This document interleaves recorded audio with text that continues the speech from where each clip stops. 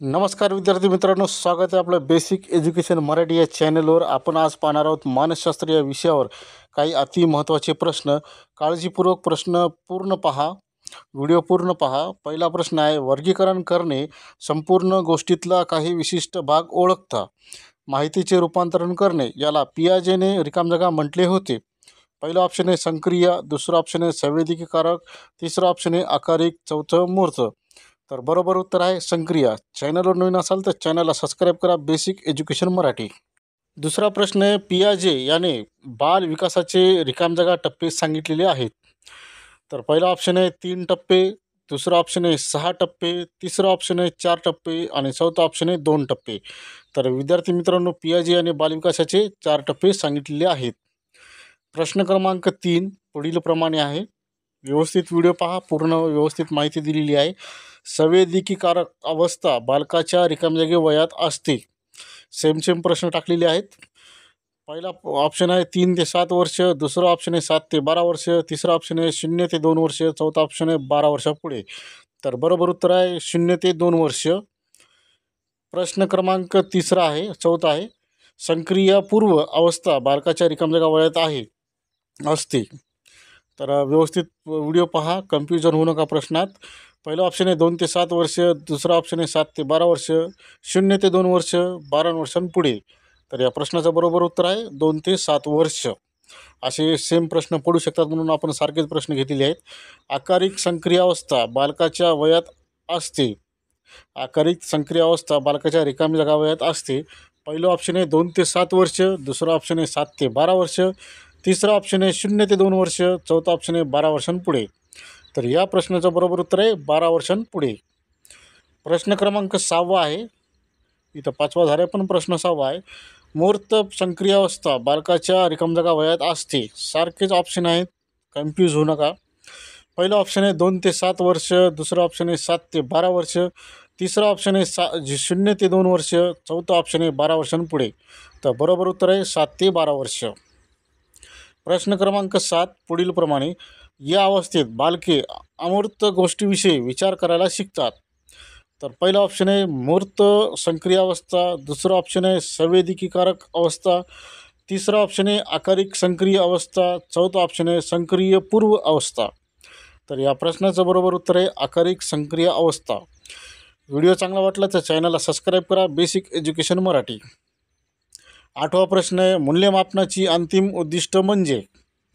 पहिलं ऑप्शन आहे विद्यार्थ्याची संपादन पातळी शोधणे, दुसरं ऑप्शन आहे विद्यार्थ्याच्या चुका कुठे झाल्या हे शोधणे, तिसरं ऑप्शन आहे कोणाला वरच्या वर्गात घालावे हे निश्चित करणे आणि चौथं ऑप्शन आहे विद्यार्थ्यांना त्यांचे अध्ययन सुधारण्यास मदत करणे. तर बरोबर उत्तर आहे विद्यार्थ्यांना त्यांचे अध्ययन सुधारण्यास मदत करणे. मूल्यमापनाची अंतिम उद्दिष्टे आहेत. व्हिडिओ चांगला वाटला तर आपल्या मित्रांना नक्की शेअर करा, एक लाईक नक्की करा. प्रश्न क्रमांक 9, खालीलपैकी कोणते विधान योग्य नव्हे? कोणते विधान योग्य नव्हे? पहिला ऑप्शन आहे सध्याच्या परीक्षा पद्धतीत बदल करायची गरज आहे. दुसरा ऑप्शन आहे मूल्यांकन हे सातत्याने करण्याची गरज आहे. तिसरा ऑप्शन आहे मूल्यांकनासाठी निरनिराळ्या साधनांचा वापर करण्यात यावा आणि चौथा ऑप्शन आहे परीक्षा पद्धतीने विद्यार्थ्यांचे सर्वांगीण मूल्यांकन करावे. परीक्षा पद्धतीने विद्यार्थ्यांचे सर्वांगीण मूल्यांकन होते, हे उत्तर आहे. प्रश्न क्रमांक 10, विद्यार्थ्यांच्या उत्तरपत्रिकांचे मूल्यमापन करीत असताना. तर पहिला ऑप्शन आहे अनुत्तीर्ण विद्यार्थ्यांचे गुण वाढवून त्यांना उत्तीर्ण करण्याचा प्रयत्न कराल. दुसरा ऑप्शन आहे सरळ हाताने गुणदान कराल, ज्यामुळे विद्यार्थ्यांचे नुकसान होणार नाही. तिसरा ऑप्शन आहे काळजीपूर्वक सर्व उत्तरे वाचून गुणदान कराल आणि चौथा ऑप्शन आहे निकाल लवकर लागण्यासाठी गतीने उत्तरपत्रिका तपासणीस प्राधान्य द्याल. तर विद्यार्थ्यांच्या उत्तरपत्रिकांचे मूल्यमापन करीत असताना काळजीपूर्वक सर्व उत्तरे वाचून गुणदान करा. चॅनलवर नवीन असाल तर चॅनलला सबस्क्राईब करा, बेसिक एज्युकेशन मराठी. पुढचा प्रश्न आहे प्रश्न क्रमांक 11, प्रचलित परीक्षा पद्धती दोष कमी करण्यासाठी. पहिला ऑप्शन आहे परीक्षेत केवळ निबंध वजा प्रश्न विचारावे. दुसरा ऑप्शन आहे अर्ध्यापेक्षा अधिक वस्तुनिष्ठ प्रश्नांचा समावेश प्रश्नपत्रिक असावा. तिसरा ऑप्शन आहे काही निबंध वजा व काही वस्तुनिष्ठ प्रश्न विचारावे. चौथा ऑप्शन आहे शालांतर्गत परीक्षेत तोंडी परीक्षेसाठी काही गुण ठेवावे. 5वा ऑप्शन आहे विद्यार्थ्यांच्या वर्षभरातील कार्याचा विचार करावा. तर हे ऑप्शन आहेत 3, 4, 5. पहिलं आहे दुसरा ऑप्शन आहे 2, 4, 5. तिसरा ऑप्शन आहे 1, 4, 5 आणि चौथा ऑप्शन आहे वरील सर्व. तर या प्रश्नाचं बरोबर उत्तर आहे 3, 4, 5. म्हणजे काही निबंध वजा व काही वस्तुनिष्ठ प्रश्न विचारावे, शालांतर्गत परीक्षेत तोंडी परीक्षेसाठी काही गुण ठेवावे, विद्यार्थ्यांच्या वर्षभरातील कार्याचा विचार करावा, हे उत्तर आहे. प्रश्न क्रमांक 12 पुढीलप्रमाणे मूल्यमापनाचा मुख्य उद्देश म्हणजे. तर पहिला ऑप्शन आहे पहिल्या वर्गातून वरच्या वर्गात पाठवण्यास विद्यार्थी योग्य आहे का नाही हे तपासणे. दुसरा ऑप्शन आहे विद्यार्थ्यांच्या प्रगतीचे सर्वांगीण चित्र मिळवणे. तिसरा ऑप्शन आहे विद्यार्थ्याला सोपवलेले कार्य त्याने किती प्रमाणात पार पाडले हे समजून घेणे.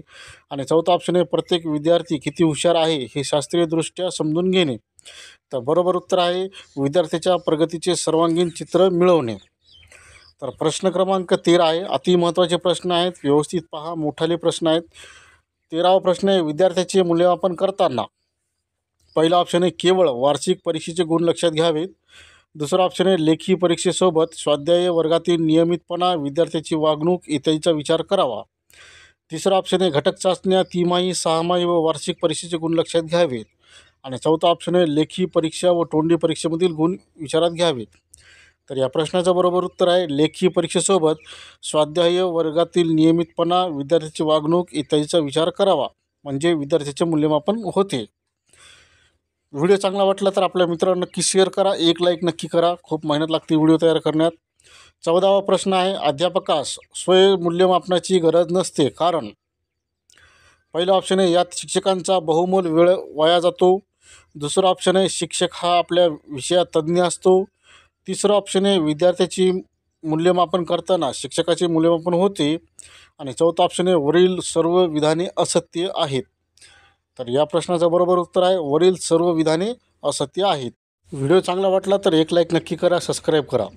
15वा प्रश्न आहे शिक्षण प्रक्रियेत मूल्यमापनाची गरज आहे कारण.